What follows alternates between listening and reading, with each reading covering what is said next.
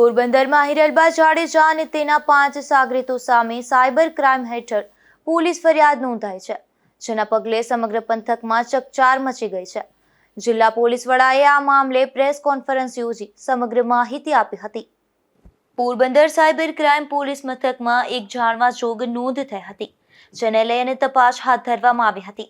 ત્યારે કેટલાક શંકાસ્પદ બેંક ખાતાઓની માહિતી પોલીસને હાથ લાગી હતી, જેમાં કોટક મહિન્દ્રા બેંકના 14 જેટલા શંકાસ્પદ ખાતાઓ મળી આવ્યા હતા.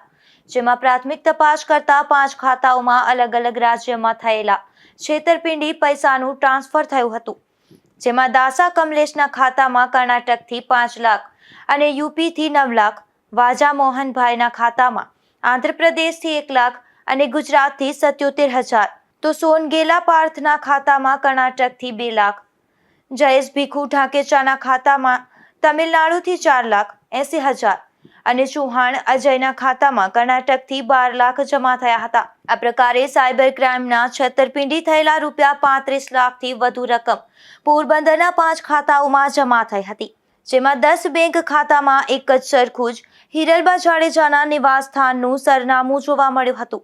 ત્યારે પોલીસે વધુ તપાસ હાથ ધરી હતી, જેમાં હિરલબા જાડેજા, રામા ઓડેદરા, હિતેશ ભીમા ઓડેદરા, વિજય ભીમા ઓડેદરા, પાર્થ સોનગેલા, મોહન વાજા અને અજય ચૌહાણના નામ આ પ્રકરણમાં ખુલતા જ પોલીસે કાર્યવાહી હાથ ધરી હતી.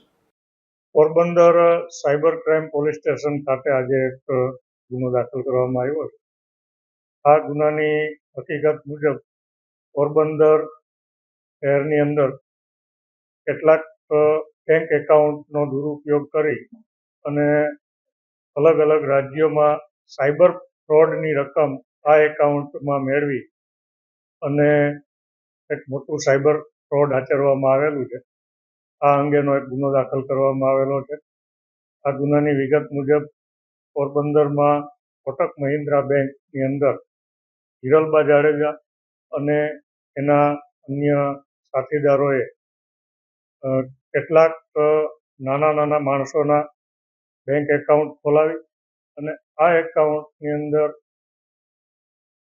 દેશના અલગ અલગ રાજ્યોમાં જે સાયબર ક્રાઇમ થઈ રહ્યો છે એ સાયબર ક્રાઇમ દ્વારા મેળવેલી રકમ આ એકાઉન્ટમાં મેળવી અને પોતાને મળતિયા માણસો મારફત આ રકમ ઉપાડી અને સાયબર ક્રાઇમની જે દેશ લેવલની જે સિન્ડિકેટ છે એના ભાગરૂપે આ એક ગંભીર પ્રકારનો ગુનો આચરેલો છે. જેથી આજે હિરલબા પુરાભાઈ જાડેજા અને એના અન્ય સાગરીતો હિતેશ ભીમાભાઈ ઓડેદરા, પાર્થ સોંગેલા, મોહન રણછોડ વાજા, અજય મનસુખ ચૌહાણ અને રાજુ મેર, આમ 6 લોકો વિરુદ્ધ અમે આઈપીસીની કલમ 411, 413, 420, 120B અને આઈટી એક્ટની કલમ 66D મુજબનો ગુનો રજીસ્ટર કરેલો છે અને આ ગુનાની તપાસ અમારા સાયબર પીઆઈ ચૌધરી છે એ હાલમાં કરી રહ્યા છે.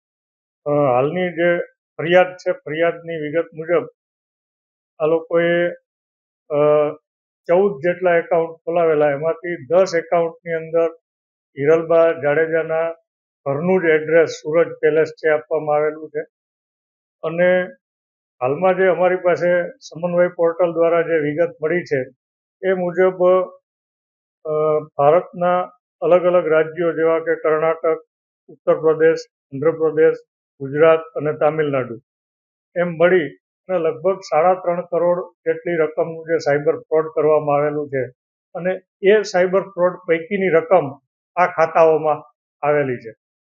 સાયબર ફ્રોડના જે મોડસ ઓપરેન્ડીની વાત કરીએ તો કર્ણાટકના એક 46 વર્ષની ઉંમરના લેડીઝ સાથે ડિજિટલ એરેસ્ટના નામે 1 કરોડ ને 30 લાખની રકમ છે એ પડાવી લેવામાં આવેલી.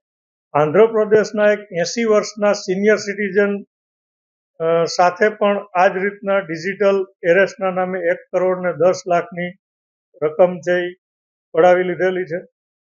કર્ણાટકના એક વ્યક્તિ સાથે ઇન્વેસ્ટમેન્ટ ફ્રોડના નામે 1,59,24,292 જેટલી, એટલે આમ જોઈએ તો લોકો સાથે ખૂબ મોટા પ્રમાણમાં સાયબર ફ્રોડ આચરી અને આ રકમ મેળવવામાં આવેલી છે. એ જ રીતના આ જે એકાઉન્ટ હોલ્ડર છે એ પણ ખૂબ નાના માણસો છે પોરબંદરના. આ લોકોને પણ ખબર નથી કે પોતાના એકાઉન્ટ્સનો કેટલો દુરુપયોગ કરવામાં આવેલો છે અને આ સાયબર ફ્રોડની રકમ મેળવવા માટે આ એકાઉન્ટ્સનો દુરુપયોગ કરી અને ખૂબ મોટા પ્રમાણમાં છેતરપિંડી અને વિશ્વાસઘાત કરી અને આ એક સાયબર ફ્રોડ આચરવામાં આવેલું છે. અને આ તપાસ દરમિયાનમાં અમારા ધ્યાનમાં આવેલું છે કે હજી પણ પોરબંદર જિલ્લાની અંદર ઘણા બધા લોકોના આ રીતના એકાઉન્ટ્સ ઓપન કરી અને એનો આ સાયબર ફ્રોડ આચરવા માટે ઉપયોગ થયેલો હોય એવી સંભાવના છે. જેથી અમે મીડિયાના માધ્યમથી લોકોને પણ અપીલ કરીએ છીએ કે જો પોરબંદર જિલ્લાની અંદર કોઈ પણ વ્યક્તિઓએ આપના ડોક્યુમેન્ટનો ઉપયોગ કરી અને જો બેંક એકાઉન્ટ ખોલાવેલા હોય તો એનો ચોક્કસ પ્રમાણે પોલીસને જાણ કરે. નહીંતર ભવિષ્યની અંદર આટલી મોટી રકમના ટ્રાન્ઝેક્શન જ્યારે કોઈ પણ એકાઉન્ટમાં થાય તો આ લોકોને પણ કોઈ પણ જાતની ભવિષ્યમાં ઇન્કમ ટેક્સ કે અન્ય ઇન્ક્વાયરીનો પણ સામનો કરવો પડી શકે. જેથી લોકોએ પણ સામેથી ચાલી અને પોલીસનો સંપર્ક કરવો જોઈએ કે જેથી એ ભવિષ્યની કોઈ મોટી મુશ્કેલીમાંથી પણ પોતે બચી શકે. અમારા સાયબર પીએસઆઈ જ્યારે આ પ્રકારના એકાઉન્ટની પોરબંદરની અંદર તપાસ કરી રહ્યા હતા ત્યારે અમને કેટલીક માહિતી મળી કે પોરબંદરમાં આવા કેટલાક એકાઉન્ટ છે એ ખોલવામાં આવ્યા છે અને સાયબર ફ્રોડની અંદર આનો ઉપયોગ થયો હોવાની સંભાવના છે. ભારત સરકારનું એક સમન્વય પોર્ટલ છે.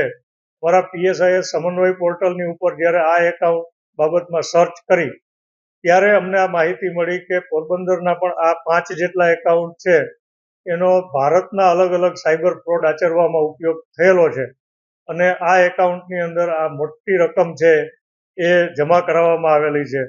હાલની ફરિયાદ મુજબ આ 5 એકાઉન્ટની અંદર જ 35,70,000 જેટલી માતબર રકમ છે એ જમા કરવામાં આવેલી છે અને આ આરોપીઓએ ખાતા ધારકની જાણ બહાર આ તમામ રકમ જે દિવસે જમા થતી હતી એ જ દિવસે છે એ આ રકમ ઉપાડી લીધેલી છે રોકડથી અને એ રકમ છે પોતે અંગત ઉપયોગ માટે વાપરી લીધેલી છે. જે મૂળ ખાતા ધારક છે એને આમાંથી એક પણ રૂપિયો પણ આપવામાં આવેલો નથી. અમે જે આરોપીઓ છે અને આની અંદર જે સાયબર ફ્રોડ થયેલું છે એ તમામ મોબાઈલ નંબરોની સીડીઆર અને એના આઈપીડીઆરના ડેટા પણ અમે આ તપાસની અંદર મેળવી રહ્યા છીએ. એટલે આરોપીઓ અન્ય કોની સાથે સંપર્કમાં હતા. આ સાયબર ક્રાઇમનું જે રેકેટ છે એ પોરબંદરમાંથી જ ચલાવવામાં આવતું હતું કે અન્ય કોઈ ઈસમો પણ આની અંદર સંડોવાયેલા છે. આ તમામ બાબતોની તપાસ છે આ ગુનાના ઇન્વેસ્ટિગેશનમાં કરવામાં આવશે. હાલમાં જે એકાઉન્ટ્સ જે અમને મળેલા છે એ 2024થી આ એકાઉન્ટ છે ઓપન કરવામાં આવેલા છે. લગભગ મે મહિનાની અંદર આ એકાઉન્ટ્સ છે ઓપન કરવામાં આવેલા અને ત્યારબાદ આ સાયબર ક્રાઇમ છે કરવામાં આવે. હિરલબા જાડેજા હાલ જૂનાગઢ જેલમાં છે ત્યારે સાયબર ક્રાઇમ મામલે પોલીસ ફરીથી તેનો કબજો લઈ વધુ તપાસ હાથ ધરશે. નિપુલ પોપટ સાથે અશોક થાનકી, ગુજરાત ન્યૂઝ, પોરબંદર.